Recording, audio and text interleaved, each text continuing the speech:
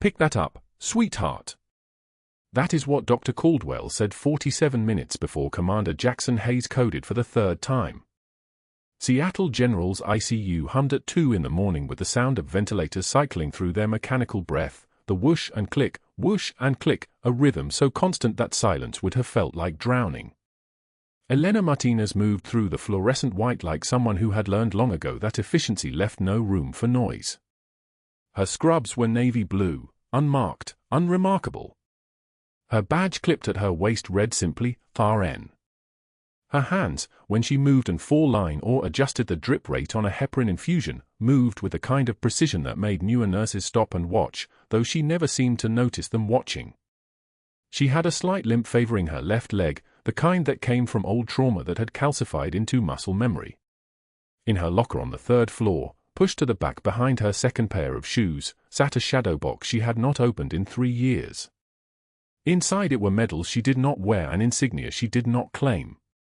In her scrub pocket, she carried a pair of child-sized combat boots worn to a supple leather softness, the kind of softness that came from 20 years of fingers running across them in the dark.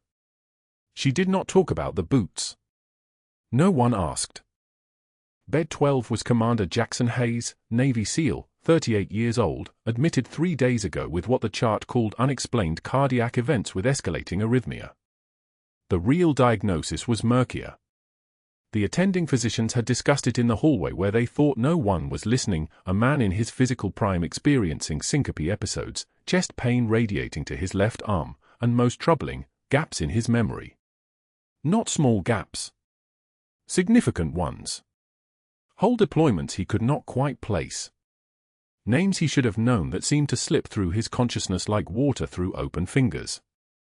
The cardiologist had found nothing conclusive. The neurologist had ordered an MRI. The hospital administration had made 3 calls to Naval Medical Command. And Elena had started checking his vitals every 20 minutes instead of every hour.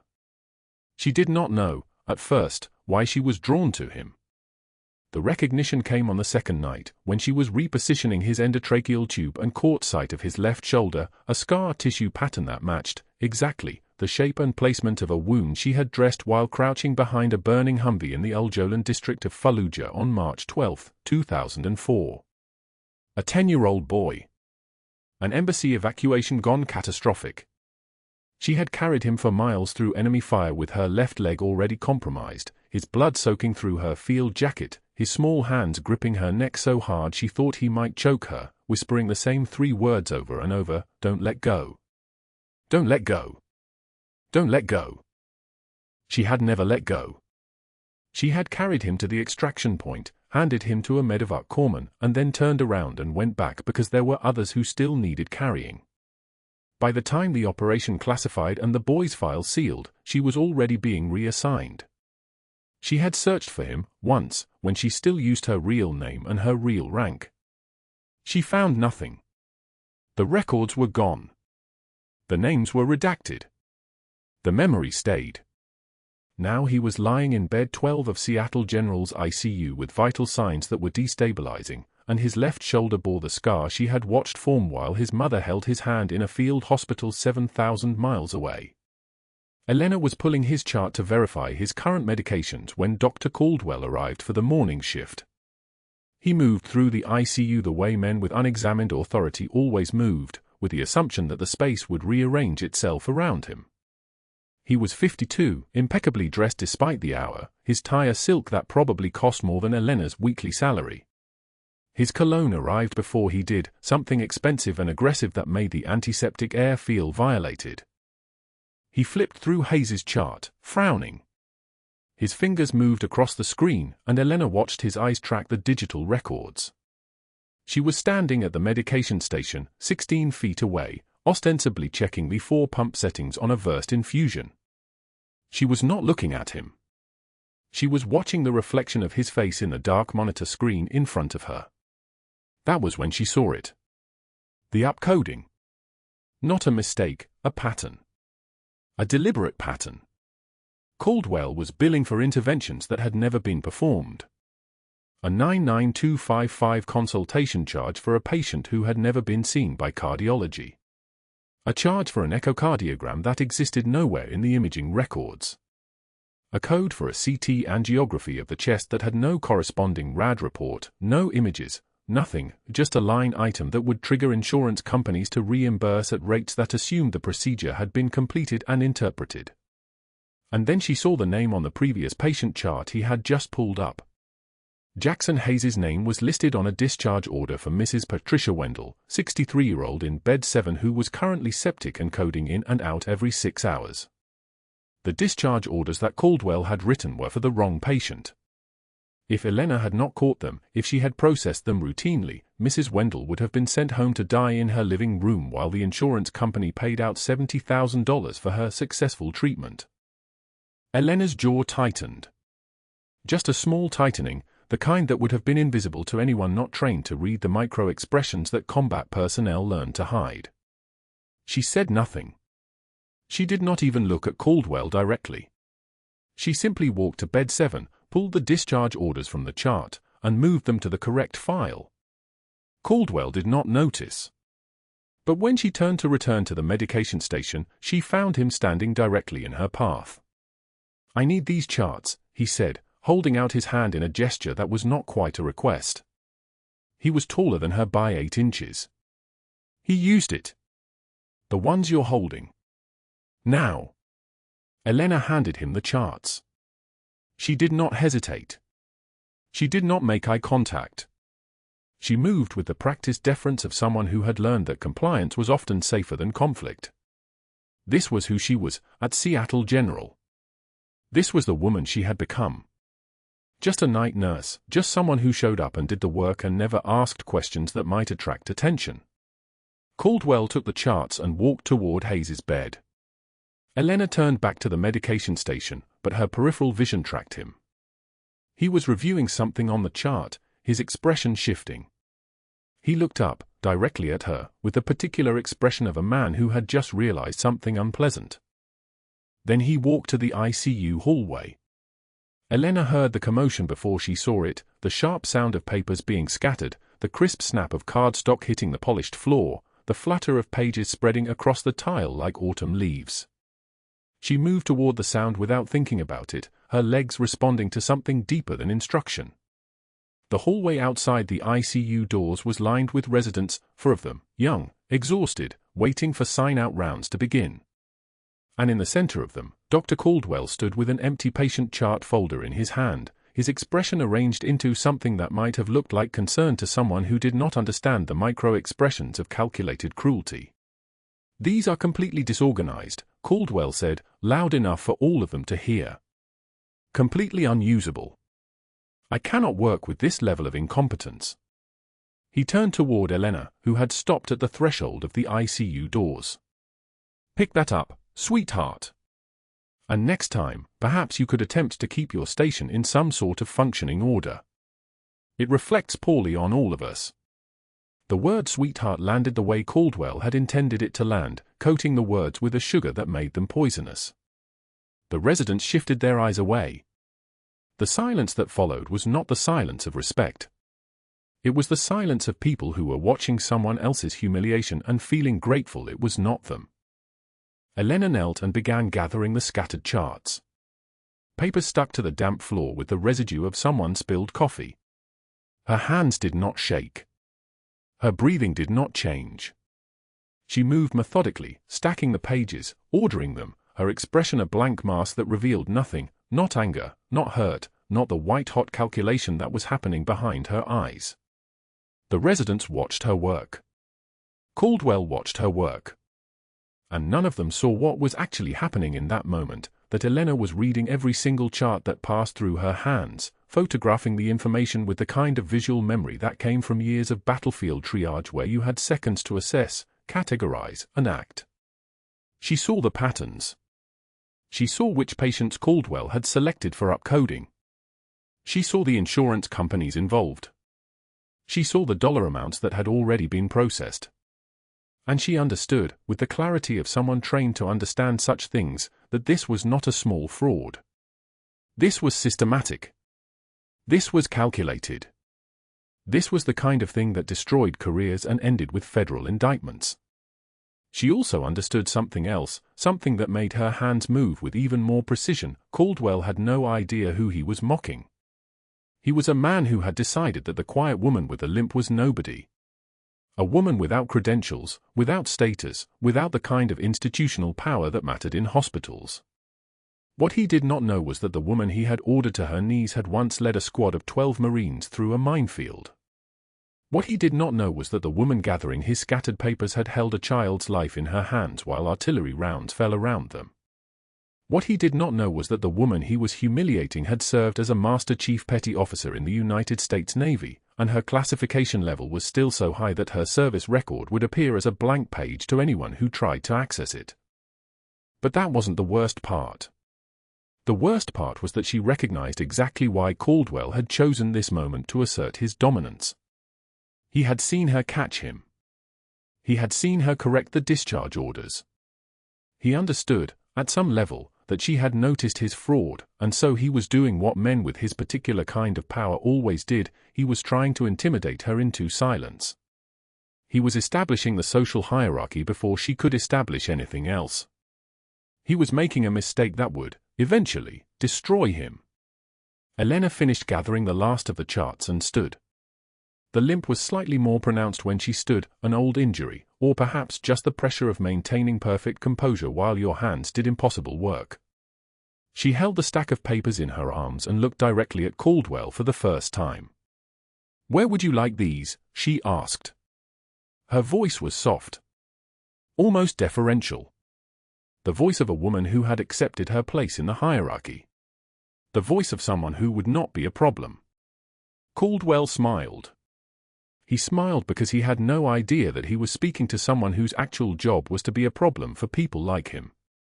Someone whose classified assignment to Seattle General was specifically to monitor one bed, Bed 12, where a Navy SEAL was struggling to remember a deployment that was actually a Black Ops extraction gone wrong, a failure that someone very high up the chain of command had decided needed to be erased, and the only person who knew the truth was a doctor in this very hospital who was being paid, through shell companies and offshore accounts, to ensure that the commander never remembered enough to testify.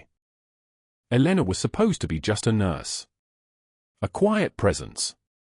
Someone who could observe without being observed. What Caldwell had not calculated was that being underestimated was the most useful weapon Elena possessed, and that she had spent 20 years getting very, very good at using it. She returned to the ICU and resumed her rounds. At 2:33 a.m., the monitors on Bed 12 would begin to sing their terrifying song. At 2:49 a.m., Commander Hayes would code for the third time. And at that exact moment, the entire equilibrium of Seattle General would begin to shift, though no one would understand why until it was too late to stop it. For now, Elena checked her vitals. She adjusted his sedation. She documented her observations with the precise language of someone creating a record that would, eventually, matter very much. And in her scrub pocket, the child-sized combat boots seemed to grow heavier, as if they were reminding her of something she had almost forgotten. She had carried him out of Baghdad once. She would not let him die in a hospital bed while a corrupt doctor tried to erase him from history. Not again. The break room at Seattle General smelled like burnt coffee and the particular silence of doctors who just finished laughing at someone. Elena stood in the hallway at 6:27 a.m., her hand on the doorframe, listening to Dr. Caldwell's voice slide through the crack like oil through water.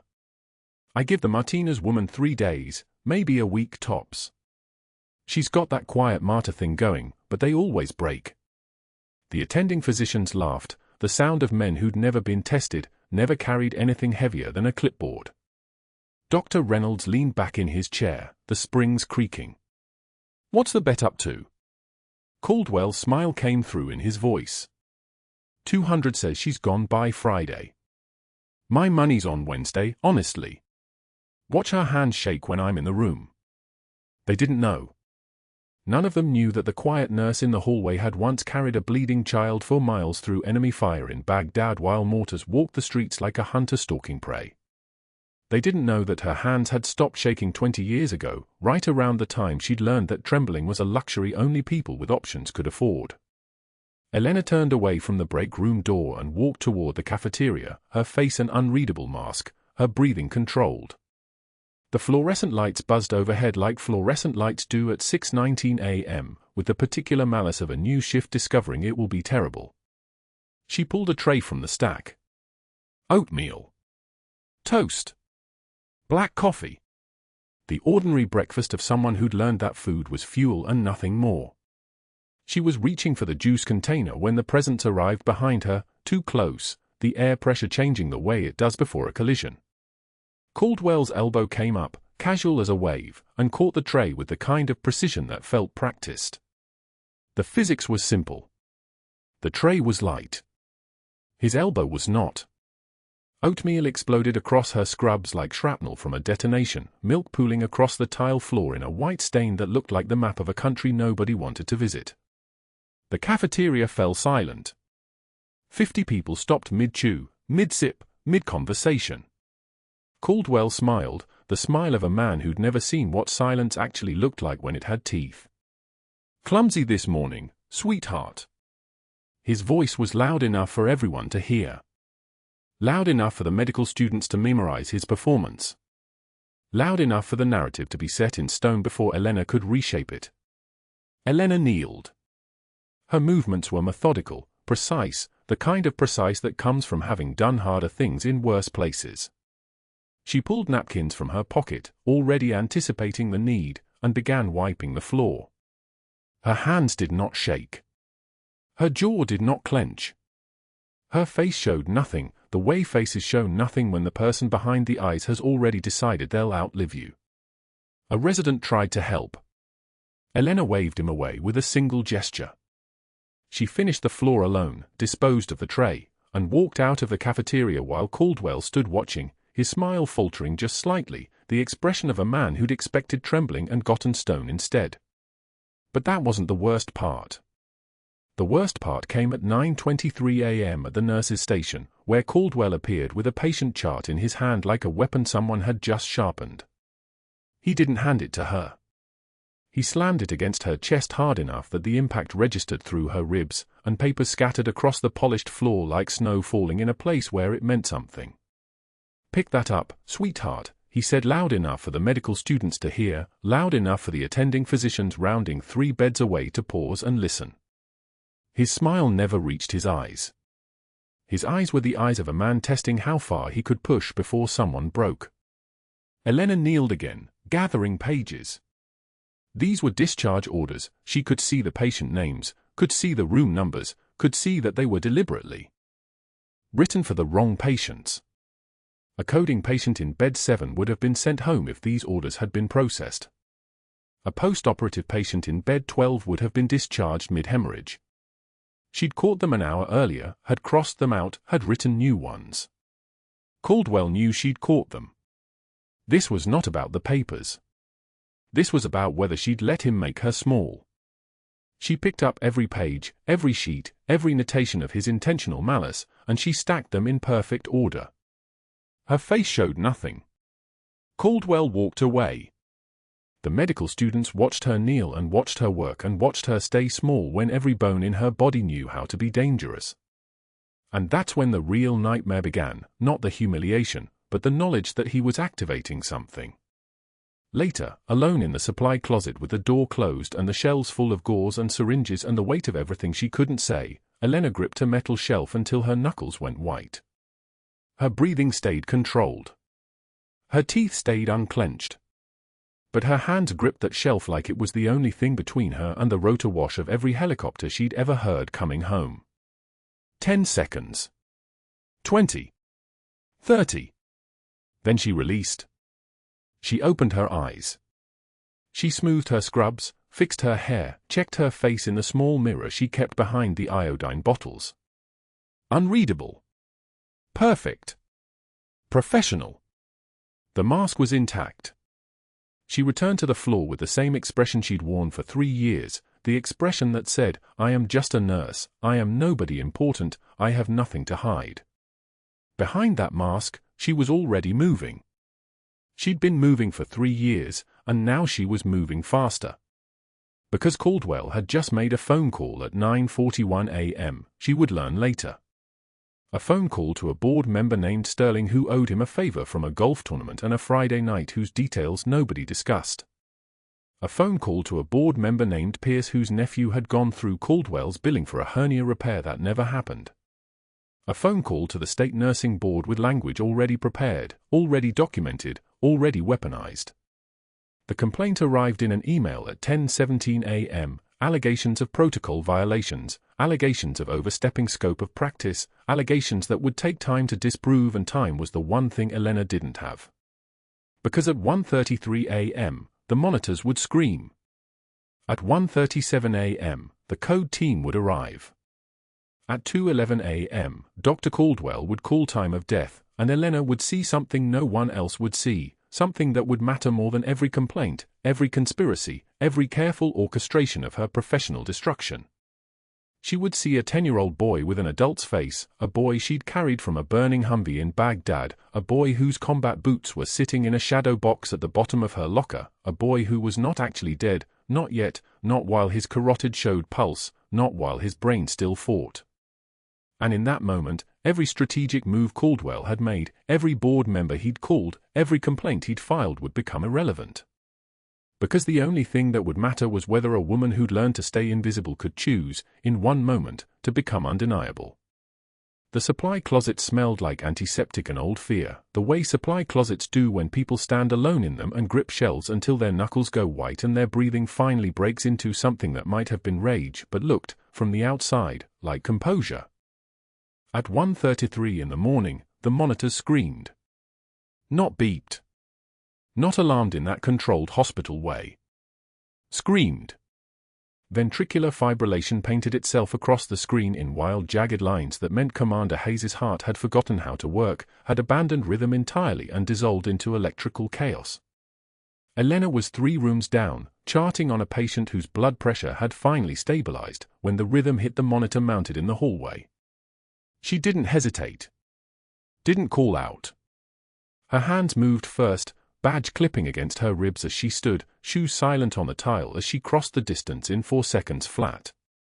Hayes lay motionless under fluorescent light, his chest rising and falling with the mechanical indifference of the ventilator, utterly unaware that his own heart had decided to betray him. Code Blue, Bed 12, Elena called, her voice cutting through the night shift's sudden paralysis like a scalpel through silk.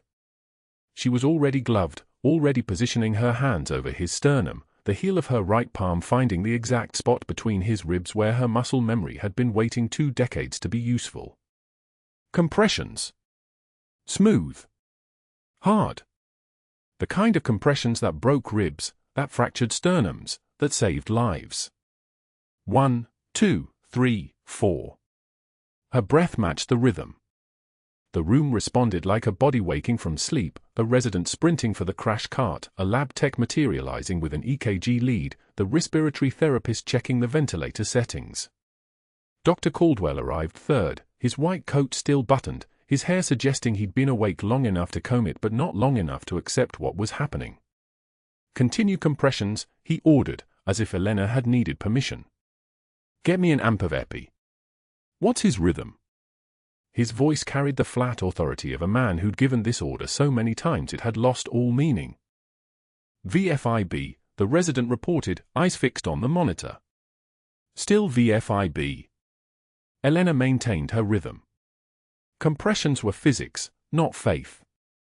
Pressure, release, pressure, release. Push hard, push fast. Every compression sent blood flowing through Hayes' brain, through his organs, downstream toward whatever came next.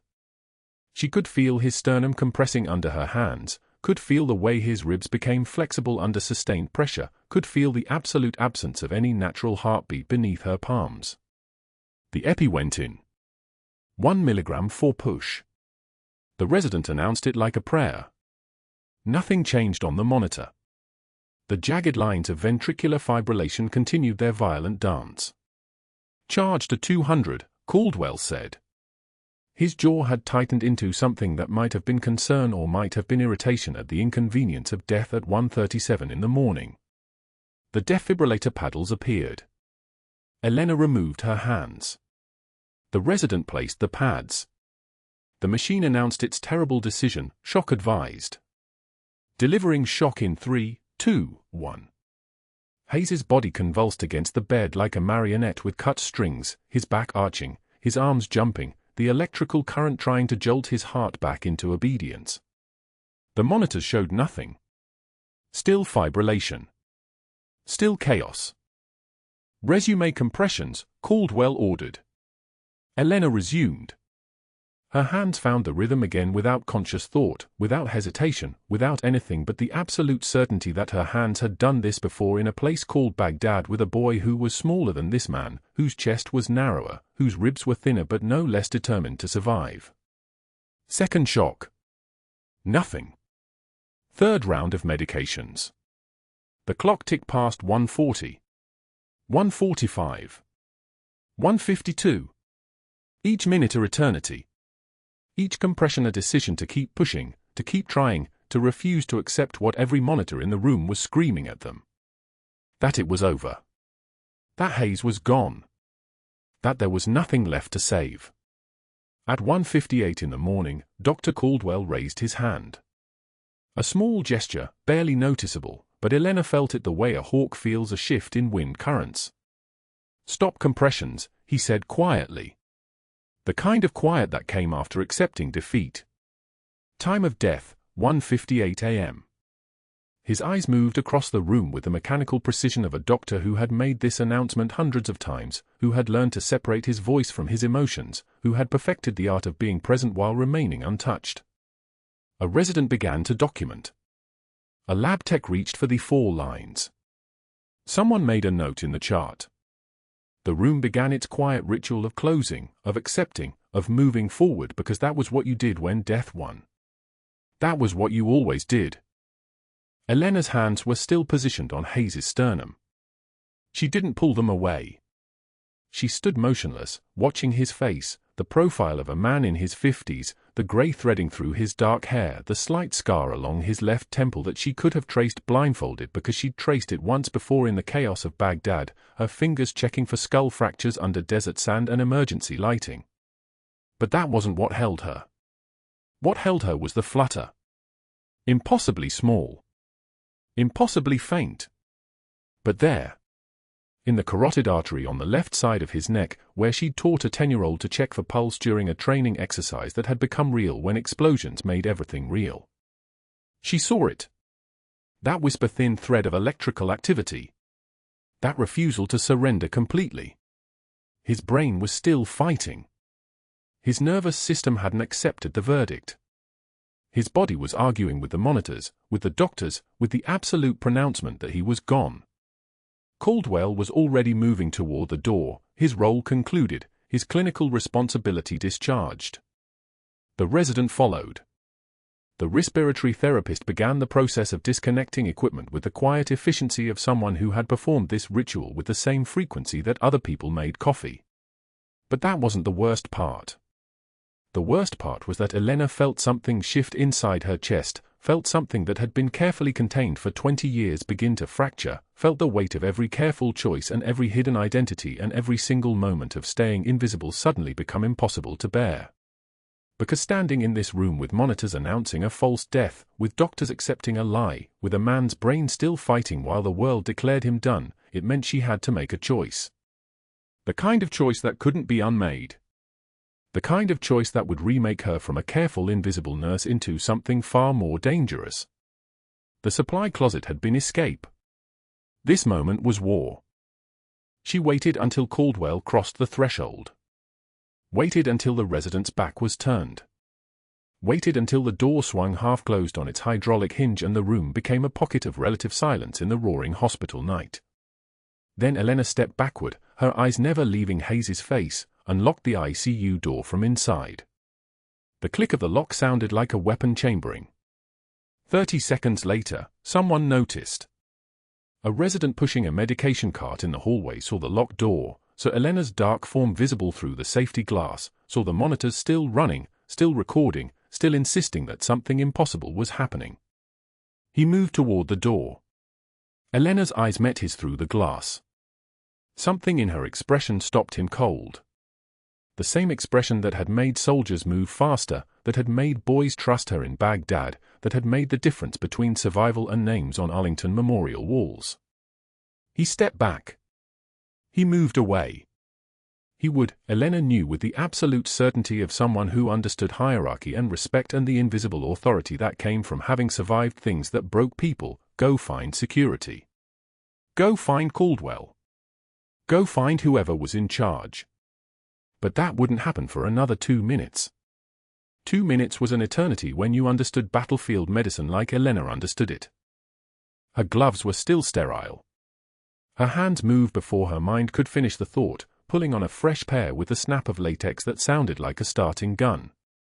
She moved to Hayes's chest, noting the small dressing over the tube placement from earlier that morning, evidence of her own hands, her own competence, her own refusal to let him disappear quietly into the system. The surgical kit was still on the bedside table, still sterile, still waiting. Trauma shears from her pocket. 1 cut. 2 cuts. The dressing fell away. Her fingers assessed the incision site. Still clean. Still accessible. Come on, she whispered, not to Hayes but to herself, to the version of her that had lived through this before. Come on. Her hands moved with a kind of precision that couldn't be taught in civilian nursing school, that came from opening chests in field hospitals with nothing but flashlight and prayer and the absolute knowledge that doing nothing meant watching a patient die while every option remained untried. The scalpel slid between his ribs with the smooth insertion of muscle memory, finding the intercostal space between the 5th and 6th ribs like it had been yesterday instead of 20 years. The surgical field opened. Blood and serum fluid marked the entry point. Everything was still there. His heart. Motionless. Unbeating. But visible. Accessible. Real. Elena's gloved hand pressed through the opening, felt the absolute stillness of cardiac tissue, and made contact with the organ that had refused to die on the monitors even as every human in the room had accepted its death. She began. Compressions. Direct compressions. Her hand wrapping around the organ, her fingers finding their position, her whole arm moving in a rhythm that matched not her conscious counting but the absolute certainty of her training. Squeeze. Release. Squeeze. Release. The heart was warm. The heart was still perfused. The heart was still part of a body that was fighting. Pounding on the ICU door started within seconds. Elena heard it the way she'd heard mortars in Baghdad, registered it, categorized it, ignored it. The sound meant nothing. The only sound that mattered was the thump of Hayes's heart under her palm, pushing blood, insisting on life, contradicting every monitor in the room. She saw it then. The bypass machine. The one that had been running his blood through the dialysis circuit, the one the code team had set up during the earlier crisis, the one they'd calibrated for a patient at his pre-code weight before the 4 fluids of resuscitation had added liters to his total body mass. She'd seen nurses make that mistake before. She'd taught nurses not to make that mistake. But Dr. Caldwell's team had made it. The pressures were too high. The flow rate was calibrated for someone 30 pounds lighter than the swollen, fluid-shifted patient on this bed. She maintained her hand compressions with her right arm while her left hand moved to the machine's controls. Adjustments. 3 separate parameter changes. The pump continued its mechanical rhythm while she continued her biological one. Her hands had learned to do this in trauma bays where multitasking wasn't a skill but a requirement for not letting people die. 3 minutes. Security was running. She could hear the rapid footsteps in the hallway. Could hear Caldwell's voice, tight and controlled and carrying the fury of a man whose orders had been violated. Pounding resumed. Shouting. Elena's focus never wavered. Her hand inside Hayes's chest continued its rhythm. Her other hand continued its monitoring of the bypass pressures. 5 minutes from the time she'd cracked his chest. 6. The monitors that had announced his death now began to show something different. A flutter in the rhythm. Not coordinated. Not stable. But present. Not a flat line. Not the chaos of ventricular fibrillation. Something in between.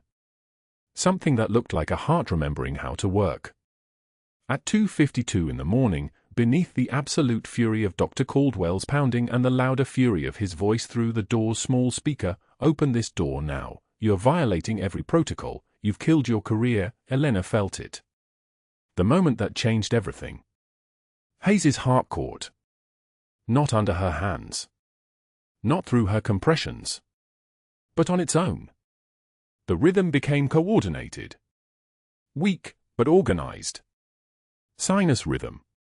The 3 words that meant a heart had remembered what it was supposed to do.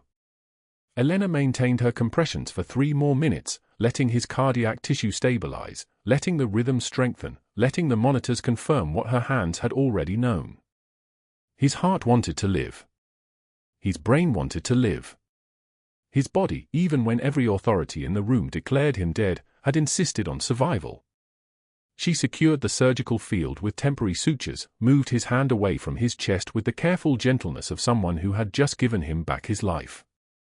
The monitors painted sinus rhythm. The blood pressure began to climb. The oxygen saturation rose toward acceptable numbers. Everything his lifeless body had just refused to accept 3 minutes earlier, his living body now insisted on. Elena unlocked the ICU door at exactly 3:04 in the morning. Dr. Caldwell stood outside with 2 security officers, his face purple with rage, his eyes locked on her hand still covered in blood and serum, his mouth opening to speak but nothing emerging for the first 3 seconds because he was looking at something that couldn't possibly exist. A nurse. An invisible night nurse who'd just performed a procedure that required a surgeon's license and a level of composure that didn't fit into any category his mind could process. "You just ended your career," he said finally, his voice barely audible beneath the monitor's confirmation of Hayes' salvation. But that wasn't quite right, and Elena knew it as surely as she knew the rhythm painting itself across the screen, as surely as she knew the faint pulse in the carotid artery under her fingers, as surely as she knew that some endings were actually the only way certain beginnings could ever happen. She said nothing. She simply met his eyes, and in that moment, the quiet woman from the night shift disappeared, and something far more dangerous took her place. The ICU doors locked behind her at 2:19 a.m. with a click that sounded like a weapon being chambered. Elena turned the deadbolt from inside, hearing the immediate pounding from residents outside, fists against reinforced glass, voices muffled by the barrier she'd just erected between them and what she was about to do. She didn't turn to look at them. She had for minutes before someone found a supervisor with a keycard, and Commander Jackson Hayes needed every second of those minutes more than he needed protocol. His chest was already open from the failed resuscitation attempt, the surgical field exposed and waiting. The body on the table looked like a man already gone, skin the color of wet concrete, lips blue-black, eyes half-closed under the overhead lights. Most nurses would have seen the obvious truth written across the monitors and the charts and the resignation in the residents' voices when Dr. Caldwell had called time of death 8 minutes ago. Elena saw the carotid flutter. She saw the brain that was still fighting even though his heart had surrendered. And she saw the 10-year-old boy buried under 20 years of rank insignia and Navy training.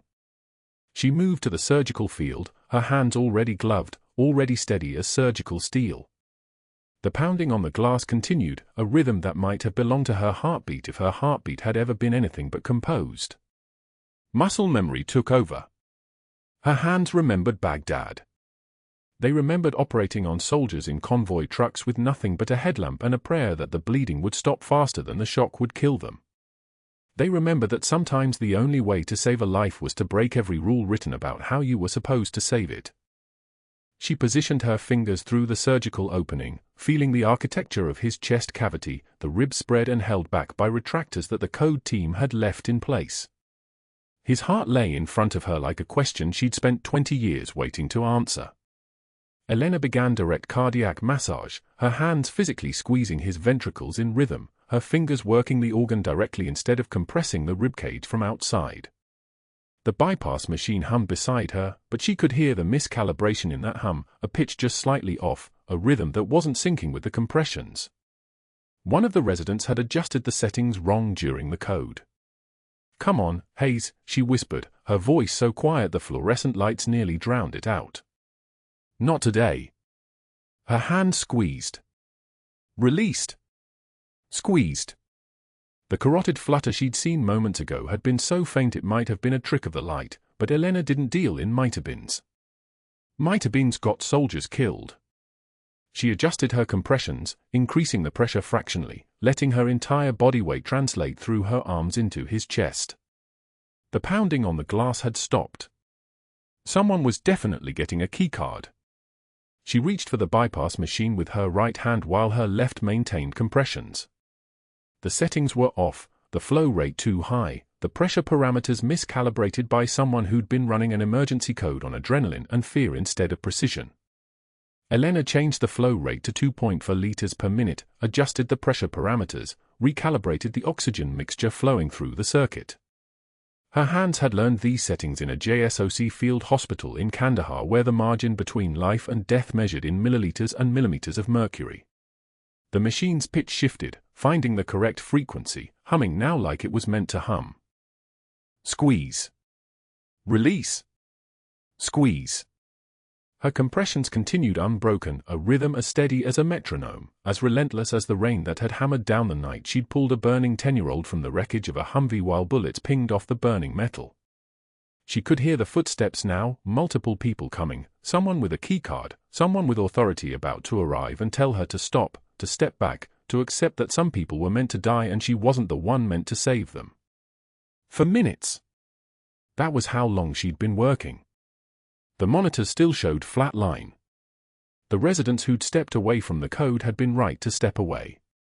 By every conventional metric, Jackson Hayes was dead. His pupils were fixed and dilated. His core temperature had dropped to 32 degrees Celsius.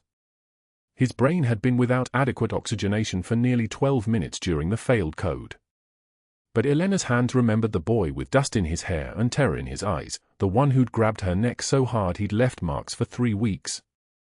She remembered the sound he'd made when she'd finally carried him to the forward operating base, that single gasp of a child understanding he'd survived something that shouldn't be survivable. She remembered saying his name over and over like a prayer, like a promise that she'd make sure he lived long enough to become someone who mattered. The keycard beeped against the lock. Footsteps. Voices. But Elena's compressions never faltered. Squeeze. Release. Squeeze. The ventricles responded under her hands, not with electrical activity, not with the organized firing of a heart's natural pacemaker, but with the mechanical response of muscle tissue being forced to work, forced to pump, forced to move blood through vessels that had almost forgotten their purpose. The bypass machine's numbers climbed. Oxygenation increasing. Pressure stabilizing. The carotid, she felt it. A flutter. Then something stronger. The suggestion of a pulse beneath her compressing fingers. The ICU door burst open. Dr. Caldwell was there, his face red with something that might have been anger or might have been shock. Behind him, nurses, residents, a hospital administrator, and security. The room erupted in shouting, Elena's name, demands that she step back, protocol violations, the weight of institutional authority collapsing toward her like a wave. She kept her hands on Hayes's heart. Get her away from, Caldwell started, but Elena's voice cut across the noise, cutting across the protests, cutting across 20 years of pretending to be smaller than she was. He's got a pulse. The monitors showed it first, a blip that became a beat that became a rhythm. Sinus rhythm. Weak, irregular, but unmistakably the electrical signature of a heart that had been convinced to remember its job. The line on the cardiac monitor climbed from absolute flatline to something that resembled life. 35 beats per minute. 40. The blood pressure cuff cycled and beeped. 70/40. Low, but measurable. His brain was getting oxygenation again. His organs were getting perfusion. Jackson Hayes's body was no longer dead. Elena finally stepped back from the surgical field, her hands leaving the chest cavity, and that's when the weight of what she'd done caught up to her. The room had gone absolutely silent except for the sound of the monitors and the hiss of the ventilator and Dr. Caldwell's breathing, which had become something sharp and panicked. He stared at the monitors like they were lying. He stared at Elena like she'd done something impossible. He stared at Hayes like the man on the table had somehow reached up and slapped him across the face with his own resurrection. "Get the surgical team back," Elena said to no one in particular, her voice already settling into that strange calm that came after violence. "He needs proper closure. He needs ICU monitoring. He needs—" She paused.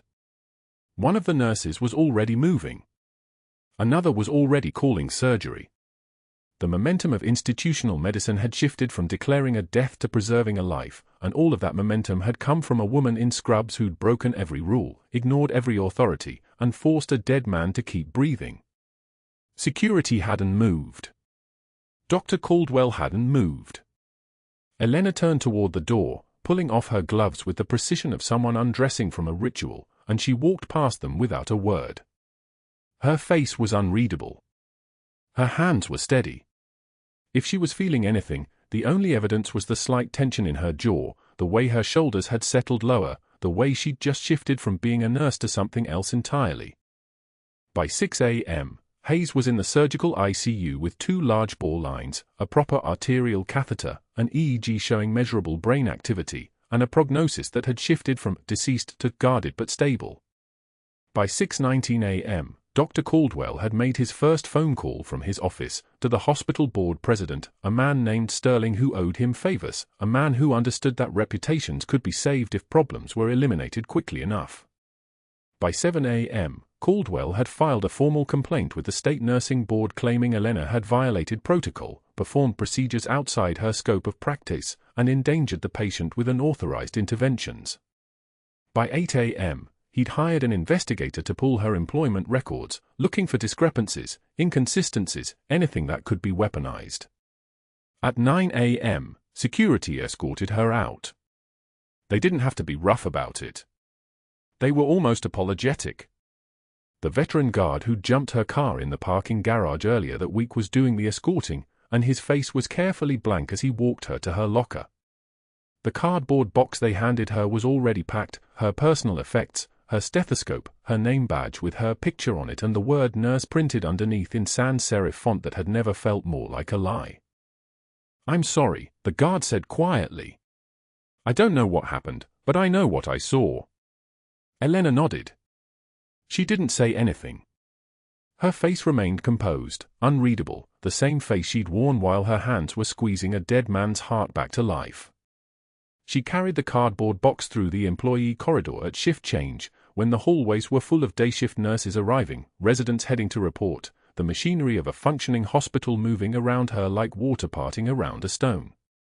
Nobody met her eyes. Nobody asked questions. The message was clear: she was dangerous now. She was the woman who'd violated protocol. She was the problem Dr. Caldwell had been forced to solve. The parking garage was cool and grey, the morning light filtering through the concrete columns at angles that made everything look like a photograph of itself. Her car was a 1998 Honda Civic, the paint oxidized to a shade that might have once been silver, the interior smelling of coffee and vinyl and the accumulated weight of decade-old decisions. She sat behind the wheel for 10 minutes without turning the key. The cardboard box sat in the passenger seat. Inside it were the pieces of her fake life, the pieces of being Elena Martinez, RN, the quiet night shift nurse who nobody paid attention to, the woman who'd spent 3 years building a cover so complete that she'd almost started to believe it was real. In her scrub pocket, against her chest, the small pair of combat boots. Child-sized. Pulled from burning wreckage in Baghdad. Kept for 20 years because some promises couldn't be kept any other way. The engine wouldn't turn over when she tried it. Battery dead from the cold, from sitting idle, from the simple entropy of waiting too long.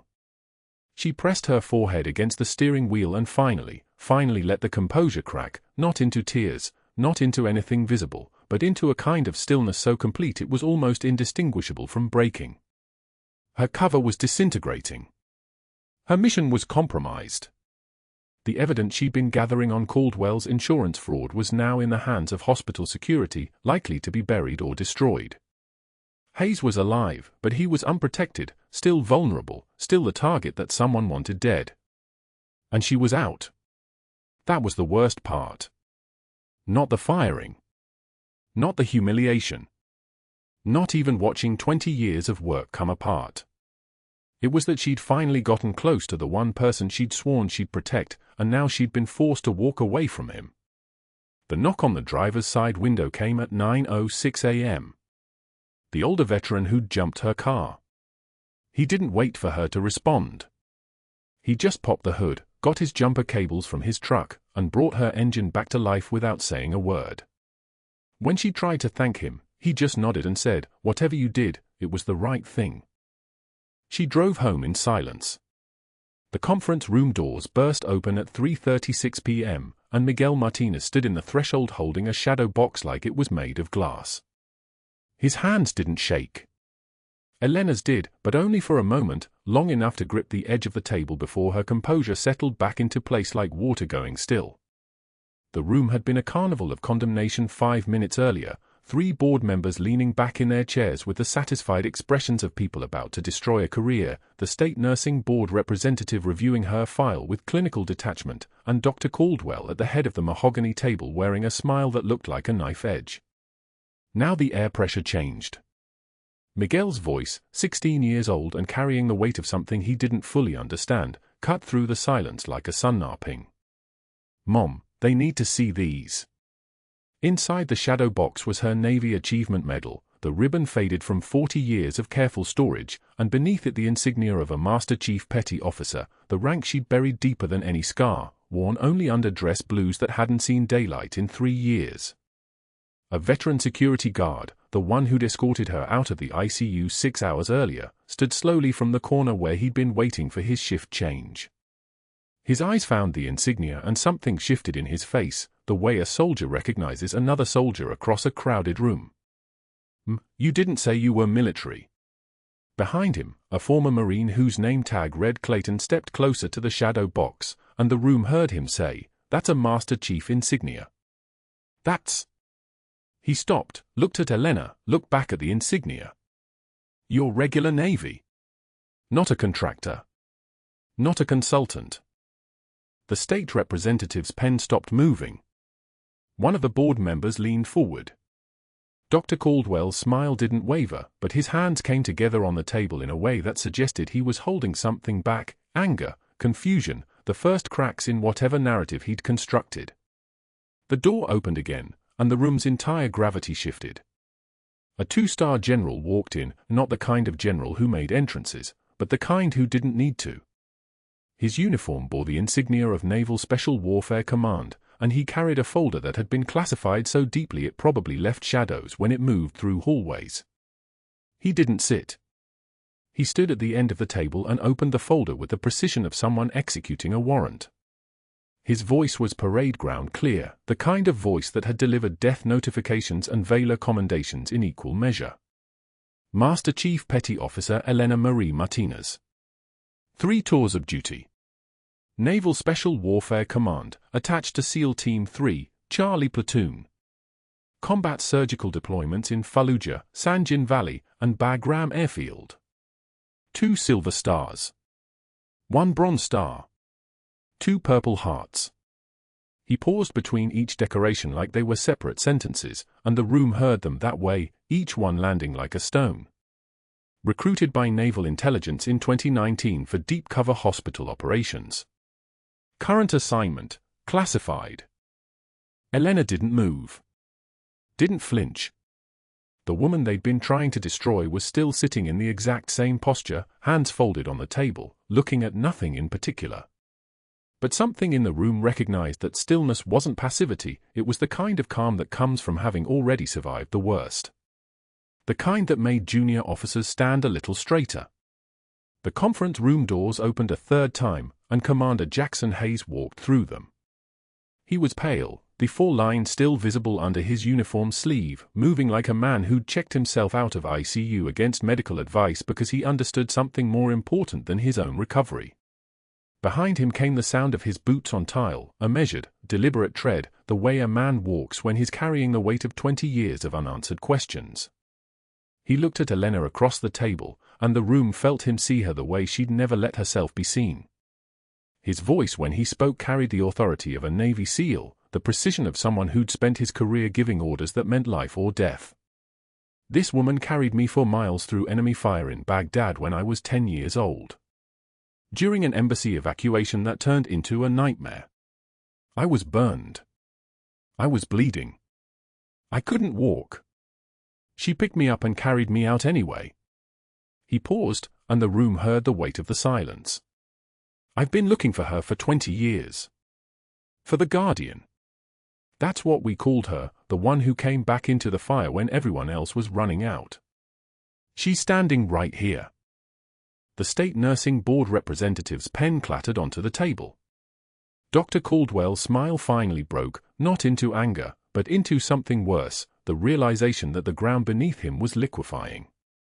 One of the board members reached for his phone with the instinct of someone who suddenly understood he needed legal representation just for having shown up. But the general was still reading from the classified folder, his voice continuing with the inexorable precision of a judge sentencing. Dr. Marcus Caldwell. 6-year pattern of systematic upcoding on ICU patient procedures. Military family insurance accounts specifically targeted. Billing for procedures never performed, medications never administered, consultations never conducted. Total identified fraud, $4,700,000, extracted from wounded warrior benefits and service family claims. The air in the room went thin. Clayton, the former Marine, made a sound that wasn't quite a word, something between understanding and disgust. He was stealing from us, Clayton said quietly. From the families. The general turned the page. Financial forensics identified quarterly payments to Dr. Caldwell's offshore accounts. The source, a defense contractor, Meridian Defense Systems, implicated in the 2004 black operations failure that resulted in the deaths of 14 Navy personnel and 1 civilian. The operation was designed to suppress certain intelligence regarding weapons procurement fraud. Commander Hayes was the only witness child extracted from that operation. He was 10 years old. The room heard the implication stacking like weights on a scale. Dr. Caldwell's brother, Lieutenant Commander David Caldwell, was the commanding officer of that operation. He died when the extraction went wrong. Dr. Caldwell has been on Meridian's payroll for 6 years at approximately $50,000 per month, with significant bonuses each time Commander Hayes displayed signs of memory recovery. Elena watched Caldwell's face go gray, not from fear, but from the recognition that he'd been caught not just in fraud, but in something that crossed into federal territory where consequences didn't involve suspensions or fines. She watched him understand that every escalation he'd engineered to destroy her credentials had instead illuminated every corner of his own corruption. The general's voice continued, and with each sentence, another wall of evidence collapsed inward. 2 medication errors on Commander Hayes. Both during Caldwell's shifts. Both using override codes traced to his login credentials. Intentional mislabeling of the bypass machine settings during Hayes's final code, settings that would have ensured cardiac arrest remained permanent. The federal charges enumerated themselves: insurance fraud, attempted murder, conspiracy. The clinical language made it worse somehow, like watching a building you'd helped construct be disassembled brick by brick. The medical board president, who'd been leaning back in his chair, sat upright, understanding that the hospital's liability had just multiplied beyond calculation. 3 other physicians whose names appeared in Caldwell's betting pool files regarding Elena's tenure faced immediate disciplinary review. The nursing board representative, who'd arrived at Seattle General that morning with a revocation letter already signed, closed her portfolio without speaking and left the conference room. Nobody stopped her. Within 48 hours, Caldwell was arrested in the hospital's parking garage. Within 72 hours, his medical license was suspended pending revocation. Naval Criminal Investigative Service took over the investigation with the kind of focused intensity that suggested his crimes had opened doors to even larger conspiracies. 23 individuals connected to the defense contractor scheme faced federal charges. The hospital's board president, who'd owed Caldwell favors, resigned before they could be asked to. The cascade had begun, and there was no stopping it now. 5 months later, Elena walked through a Costco parking lot in Portland, her shift starting in 40 minutes, her car parked 3 rows back where the light was thin and the afternoon pressed down gray and patient. Under a sun-faded umbrella at a folding table sat Dr. Marcus Caldwell in a polo shirt and khakis, selling supplemental insurance policies to shoppers who moved past him without recognition. Federal conviction. Prison sentence suspended to house arrest and restitution. His career had become a cautionary tale told in medical schools, the kind of story designed to illustrate what happens when you choose revenge over medicine. Elena didn't stop. She didn't acknowledge him.